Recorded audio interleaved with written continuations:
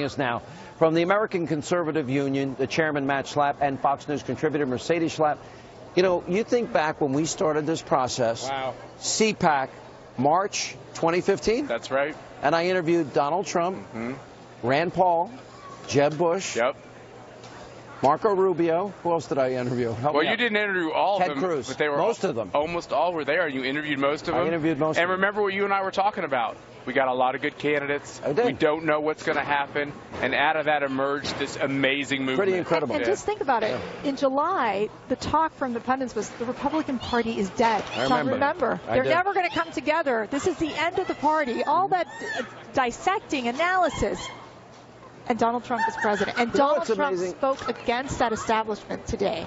It was, I mean, it went right to the heart of the establishment. And I think there's a certain disconnect out there among the political class. Definitely. You two took heat as a couple. You guys are married. You took heat. You live in Washington.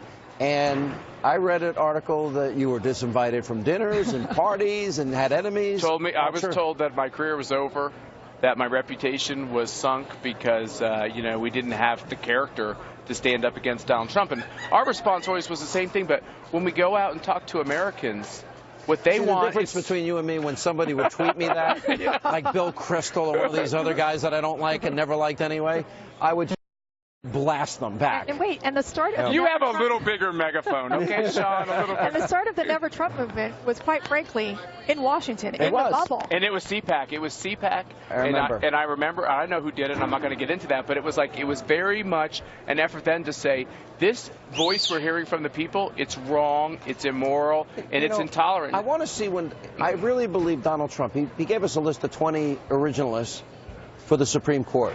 When he makes that appointment, what are they going to say now? I know. I mean, it's going to be huge. Huge. How could they not have factored that in? I don't get it. I tell you, I do believe that at the tail end of that campaign, and with many of my Catholic friends who were never Trumpers, they voted for Donald Trump. You saw the evangelical Christians, 81% coming out for Donald Trump. Why? It was about saving the Supreme Court. It was about the judges. It was about religious liberties. It was a priority for these individuals. I believe the promises on judges and originalism is at the top of the list, with securing the border, with creating jobs, with the economy, with energy. There's so many different things going on. And how about what he's doing to American businesses and CEOs? He's challenging them to double down and invest in America. They're afraid of him. They are. It's amazing. It's great. I'm loving it. It's amazing. But it's not just that they're afraid of him. Look, if he didn't also back it up with, okay, we're going to get rid of the bureaucracy, the regulations that are killing you. It's a bargain. They're making a bargain.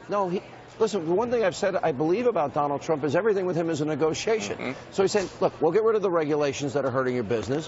We'll lower the corporate tax rate dramatically from one of the highest in the industrialized world to the lowest. And we'll make a better environment. Why would you go there where I'm going to punish you? And slow-moving Congress is freaking out. I love that, too.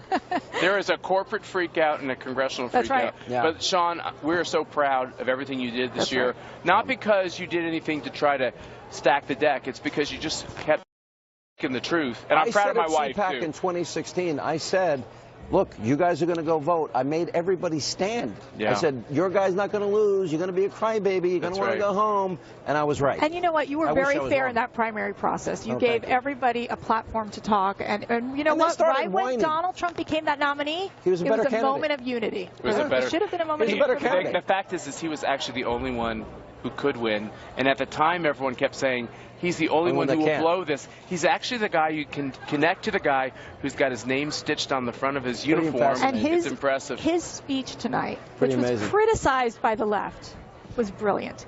He said, this is your movement, this is your celebration, this is your time. And I thought it was so effective in talking. He came across as being the people's president. All right, we got to leave you guys. Congratulations. Thanks, Sean. You probably have newfound friends now. It's amazing. Well, now we have a radio show. We like our... Oh, really? Sirius XM. Oh, the Schlapps? What do we call it? The Schlapps are together. Well, the road to CPAC. I can't wait till you guys are fighting and go on the show. That'll be great radio. All right.